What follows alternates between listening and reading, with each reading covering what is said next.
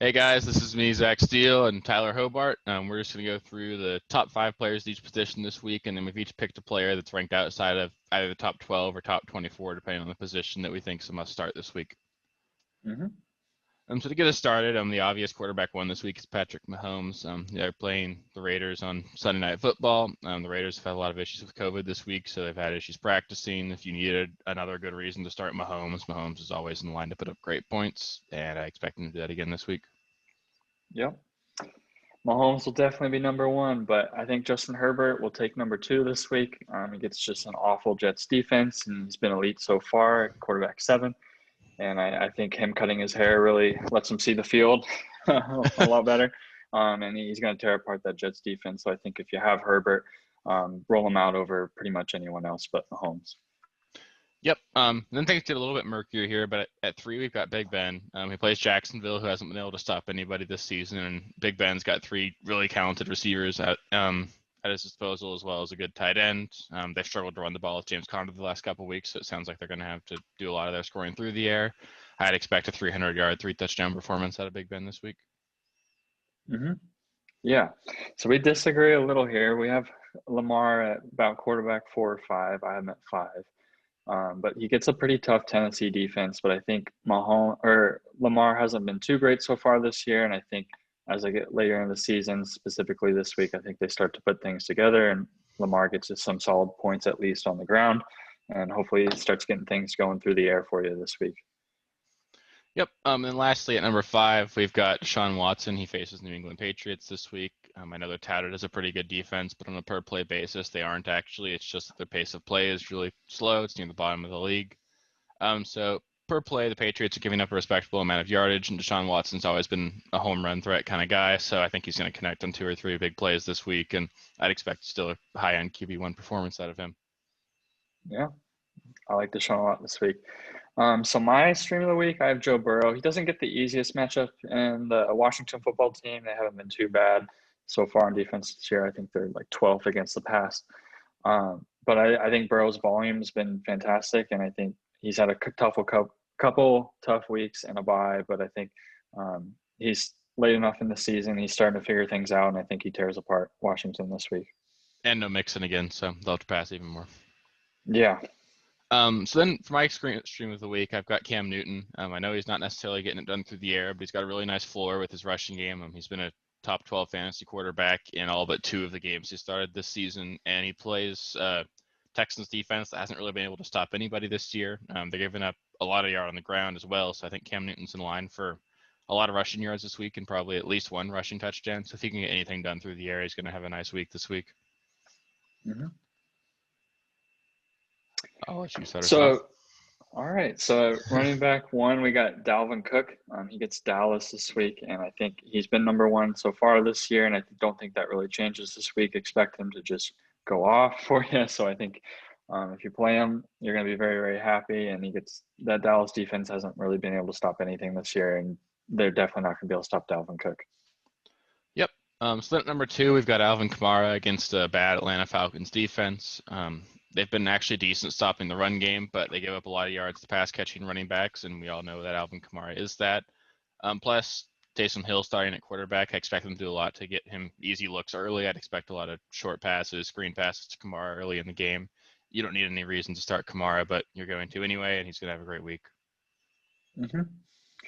So next we got Aaron Jones on here. He has probably the toughest matchup out of all these backs this week.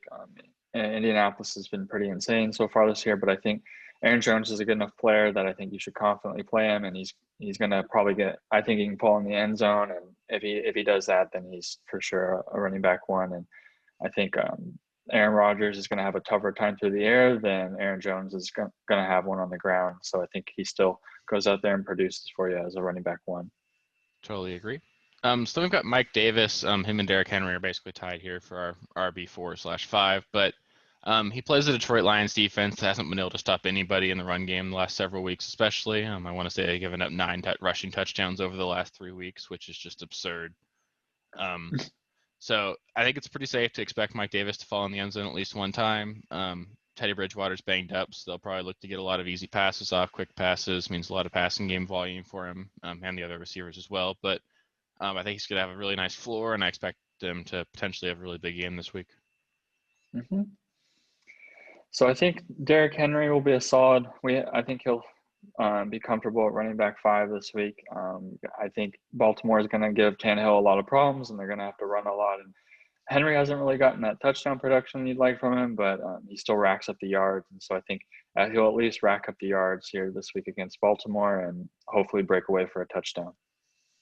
Yep. So then my stream of the week this week is Kalen Ballage. The last couple of weeks, he's been the clear lead back in LA. The Chargers really don't seem to want to use Joshua Kelly anymore, and Justin Jackson's on IR, and Tremaine Pope, as good as he looked a couple weeks ago, hasn't really been very involved. So until Eckler's back, I'm willing to say Kalen Ballage is the lead back there, and I don't see the Jets defense being the one that slows him down this week. He gets back-to-back revenge games against the Dolphins and the Jets. He's going to have a decent week. I think he's a guy that, especially with his volume in the passing game, he's got a pretty high floor, and he really could have a big game. Yeah. So my stream of the week is J.D. McKissick.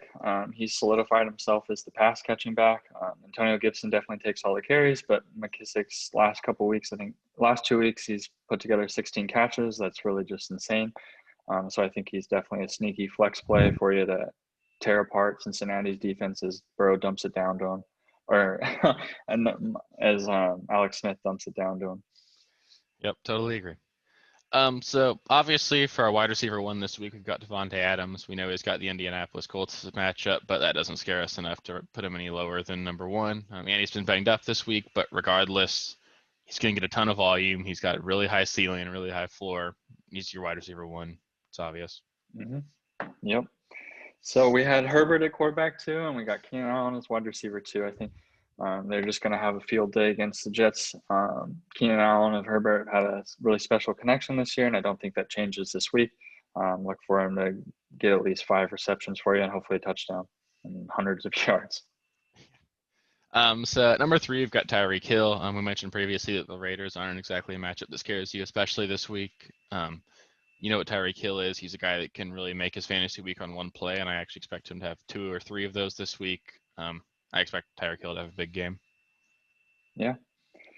So Terry McLaurin's been tearing it up so far this year, and I think this is a week where he really goes off and produces as one of the 5 best receivers against Cincinnati. I think Alex Smith is starting to get comfortable, and I think Terry McLaurin's is going to be his favorite target this week and tear apart Cincinnati.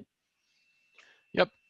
So then last, number 5, we've got Julio Jones. The Falcons should be getting Calvin Ridley back, so that's going to take a lot of pressure off of Julio. I do expect Julio to get shadowed by Marshawn Lattimore, but outside of guarding Mike Evans, Marshawn Lattimore actually hasn't been that great this season. Julio Jones is a really talented receiver. They're going to have to score a lot to win their games week in and week out.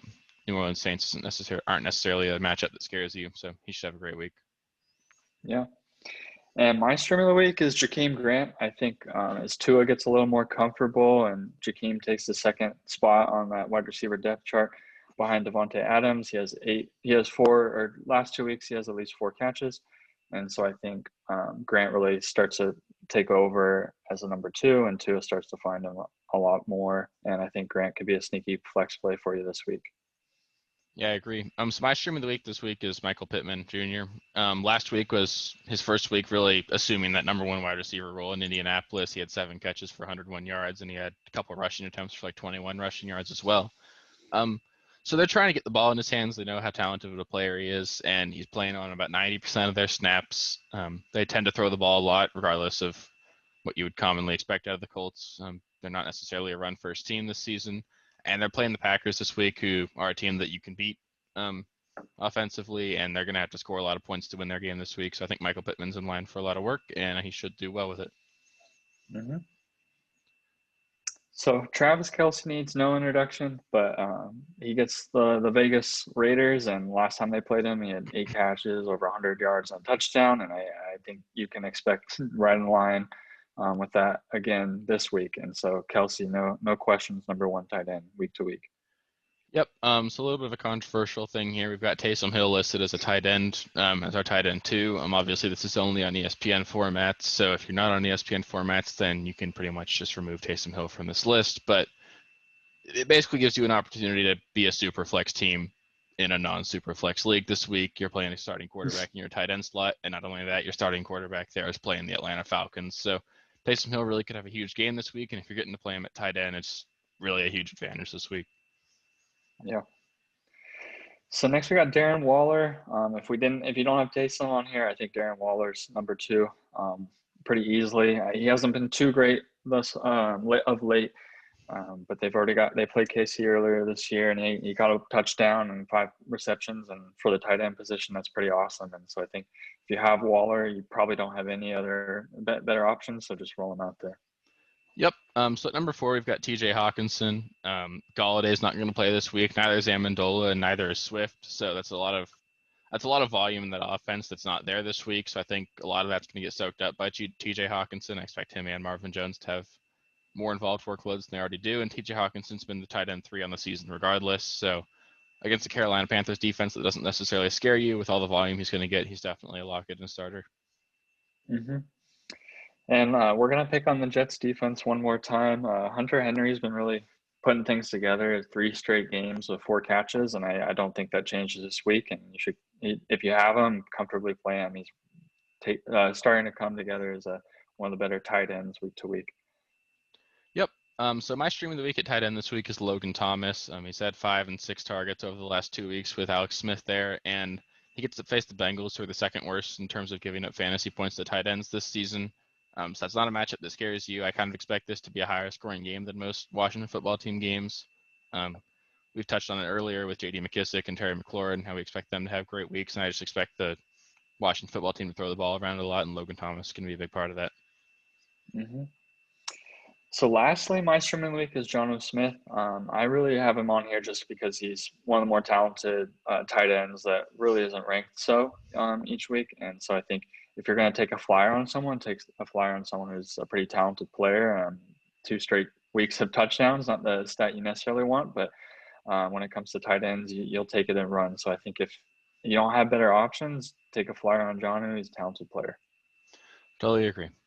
So that'll be it for the Week 11 Start Sit video. If you guys have any Start Sit questions, please feel free to drop them in the comments. I'll do my best to get back to you guys before the games start tomorrow. I tend to do a good job of that.